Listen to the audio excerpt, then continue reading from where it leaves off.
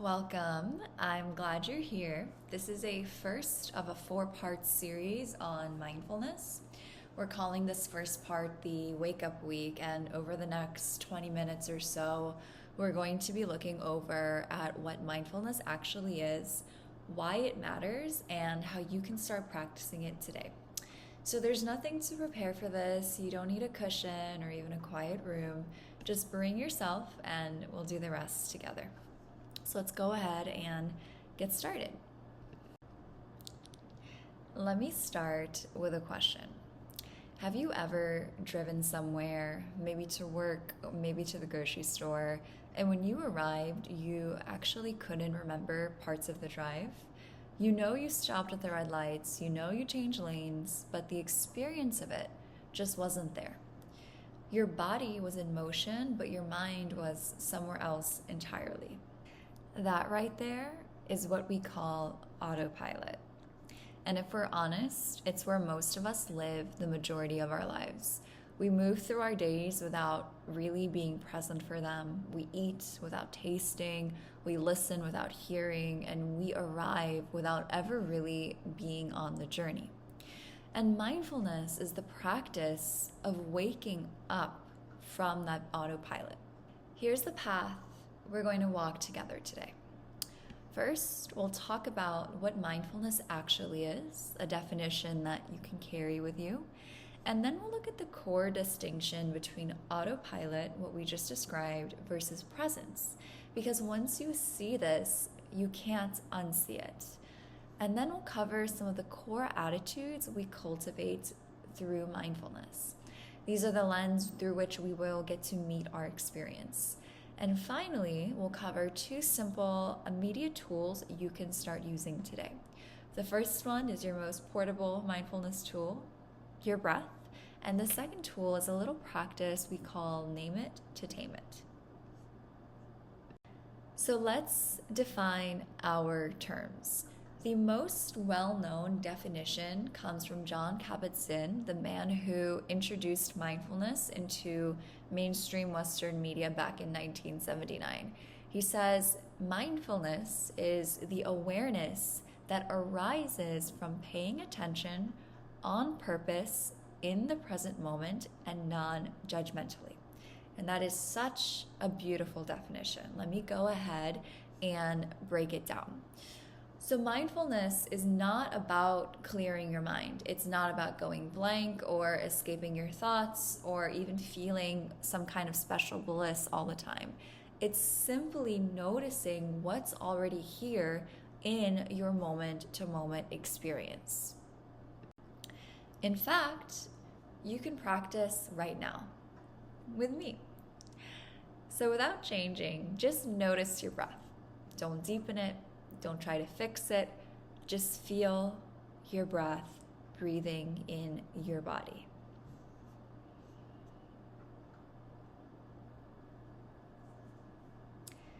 Notice your body, where it touches the chair, or the floor, or the sofa, whatever you're sitting on. Notice the sounds around you, the sounds close in, the sounds further away.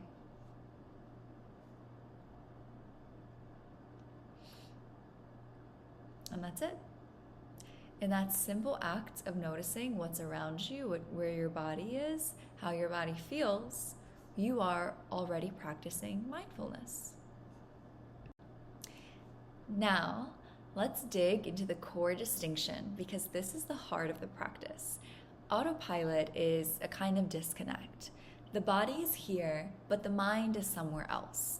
You're eating dinner, but you're mentally thinking about tomorrow's to-do list. Someone's talking to you, and instead of listening, you're rehearsing what you're going to say next. And the tricky part is that autopilot feels normal because it's what we practice every day. We've been living this way for so long that we don't even question it because we become creatures of habit. We're reacting instead of choosing, we're rushing instead of noticing, and we're doing more thinking about life than we're actually living it. So presence is the opposite of that. Presence is living life more than you're thinking about it. So your mind is in the same place as your body. You feel the breath. You notice the moment as it unfolds. It doesn't mean that everything is calm or perfect. It just means that you're aware. And here is why presence matters so much. When you actually notice what's happening, a thought, an emotion, an impulse, you create a tiny gap, a space between what happens and how you respond. Without that space, life can seem like it's happening to you, but with that space, you give yourself a choice. Stimulus, space, response. And that pause in the middle is everything. This idea is captured perfectly by Viktor Frankl, a Holocaust survivor and a man who knew something about responding to circumstance. He said, between stimulus and response, there is a space. And in that space is our power to choose our response. That's the space we're cultivating here. Every time you practice pausing, you're widening the space. Which brings me to the most important takeaway of today. Awareness is the first step. Before anything in our lives can shift, we have to notice what is actually happening. We can't change a thought we don't realize we're caught in. We can't regulate a breath we don't notice is shallow, and we can't respond differently if we don't notice that we've been triggered. So often we skip this step. We go straight into fixing without even pausing to see clearly. Yet mindfulness asks us to stop there, to pause, to look. Before anything else, before we try to change our situation, we must come to accept our situation. Now, there's a common misunderstanding that I would like to pause to clear up. When I say notice and accept your situation, people sometimes hear do nothing, stay stuck, settle. And that is not what acceptance means. Acceptance means acknowledging the reality of this moment before we try to change it. It's not passive at all. It's actually the opposite of passive. Acceptance is what creates the space for better and more appropriate action given the circumstance. Awareness lets you see what's actually happening. Acceptance lets you stay with it just long enough to be able to respond differently. Mindfulness is more than a technique. It's a way of relating to your experience. There are several attitudes we cultivate over time, some of which include patience, trust, non-striving, letting go, and gratitude. So for this video, I want to focus on 3 foundational attitudes: attention, non-judging, and a beginner's mind. So let's go ahead and tackle each one of these one at a time. The first is attention. Attention is the purposeful choice to be awake in the moment. Not the next one, not the last one, this one. Most of the time, the present gets squeezed because we're so busy thinking about the past, reminiscing about what's happened, or planning for the future that we're not actually present in this moment. So, attention is the commitment to keep coming back to the now moment, to keep coming back to this one breath that you're taking, to this one body that you're in, to this one moment, to this now moment. And there's something beautiful that happens. Every time that you notice that your mind has wandered and you bring it back, you are practicing mindfulness. That is the practice. The practice is the return to the now moment, no matter how far, how long you have strayed. The second attitude we'll be covering is non-judging. So non-judgment means becoming an impartial witness to your experience, to observe without slapping labels of good, bad, right, wrong, should or shouldn't have on situations or yourself. And there's a beautiful, cute story that captures this beautifully. So 2 monks are walking together. They come to a river, and at the bank there's a woman who can't cross. So the first monk picks her up, carries her across, and sets her down on the other side, and they continue their walk. Hours later, the second monk bursts out, "How could you carry her? We're not supposed to touch women." And the first monk smiles and says, I put her down hours ago. You're still carrying her. So judgment is the weight. When we drop the labels, we set down the load. The third is beginner's mind. So beginner's mind is the practice of seeing everything as if it was for the first time. When we think we already know about a person, a sensation, a moment, it quietly closes us off from what's actually here. So try this. Think about someone you see every day, your partner, your kid, your coworker. And if you never met them before, just for a few seconds, think to imagine how you would actually come to perceive them. The curiosity and the freshness that comes with that is a beginner's mind. I want to add one more attitude here because it tends to trip up people, especially high achievers. It's called non-striving, and it means not having an agenda for how things should be.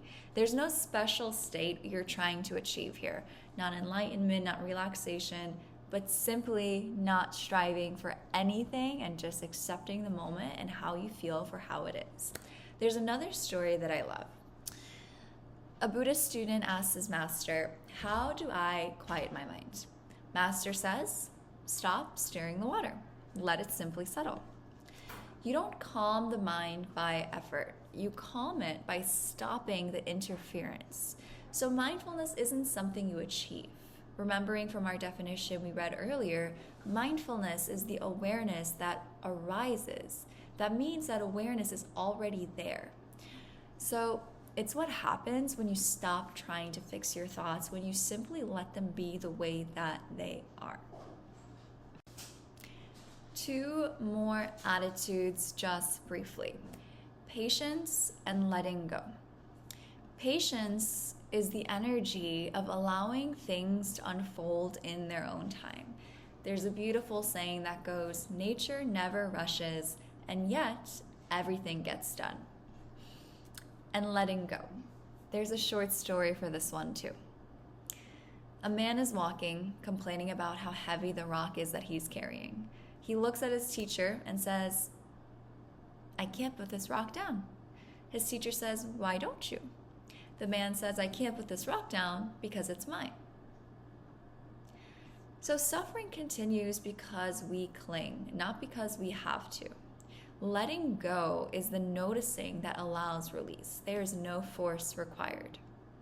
Okay, let's shift gears. Everything that I've shared so far might sound like philosophy. Beautiful philosophy, but maybe a little abstract. Here's the really interesting part. It's not just philosophy. The science of mindfulness has been catching up to the practice for 40 years, and what it's finding is absolutely remarkable. Let me give you 3 things, quite measurably, that happens when people practice mindfulness consistently. The first is cortisol. That's the body's primary stress hormone. And across multiple studies of MBSR, John Kabat-Zinn's 8-week mindfulness program, participants show meaningful drops in cortisol levels, less stress in the body, measurable and real. The second is telomerase. Telomerase is an enzyme involved in protecting our DNA and is linked to cellular aging. Regular meditators show higher telomerase activities. In plain language, this practice may help your cells stay younger, longer. And I hope I'm pronouncing that correctly. And the third is neuroplasticity.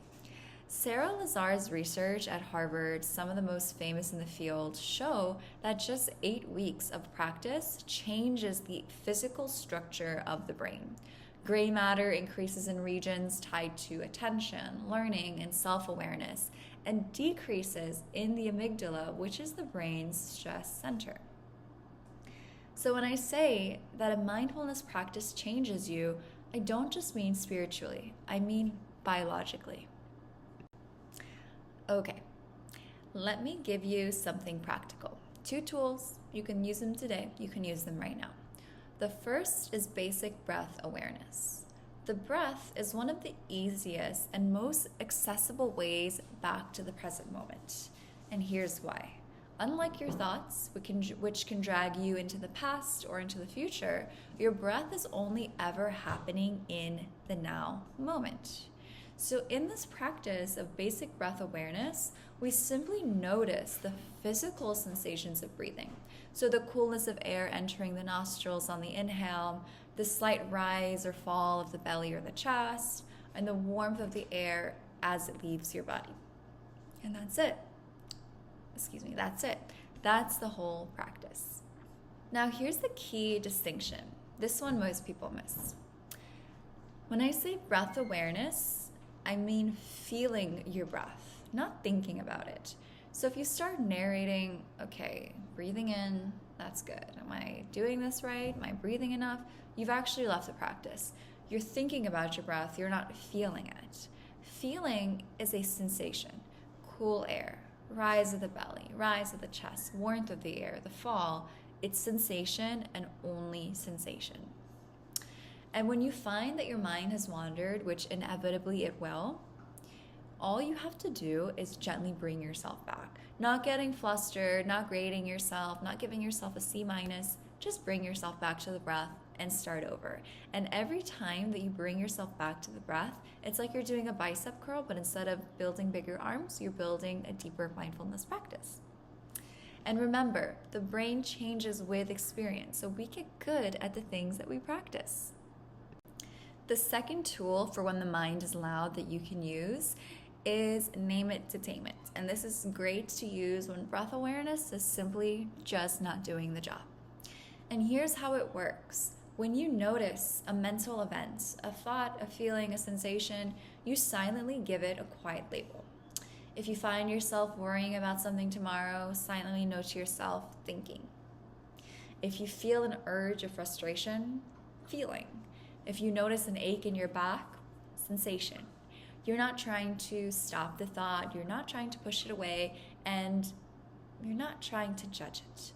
You're simply just keeping a bird's eye view of your experience and remembering that you are the one that's noticing the sensation, the thought, the feeling. You are not that stimuli itself. All right, let's actually do this together. We're going to be taking 60 seconds out of our very precious day, and we are going to be practicing this exercise. So go ahead and soften your gaze or close your eyes if you feel comfortable doing it in this moment. Don't change your breath, just feel it for how it is. Cool air in, warm air out, the rise, the fall. And when the mind wanders, and it will, gently bring yourself back to the next breath and start again.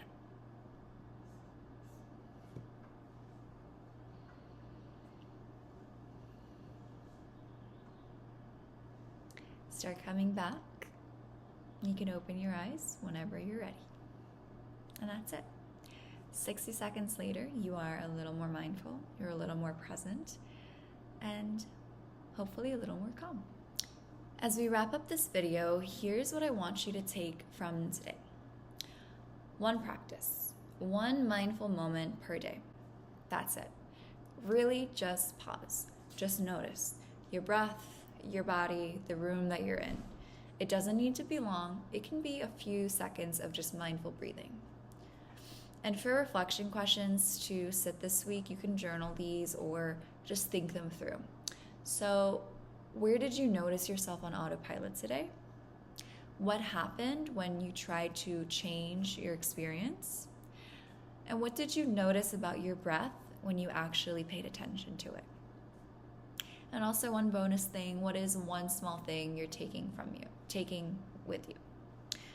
So you can simply start to think about these questions, journal through them, get your thoughts down on paper, and set the intention to be a little more mindful. I want to leave you with one last thought from Martha Graham. She says, all that is important is this one moment in movement. Make the moment vital and worth living. Don't let it slip away unnoticed and unused. That, to me, is the whole practice. Don't let this one moment of your life slip away unnoticed.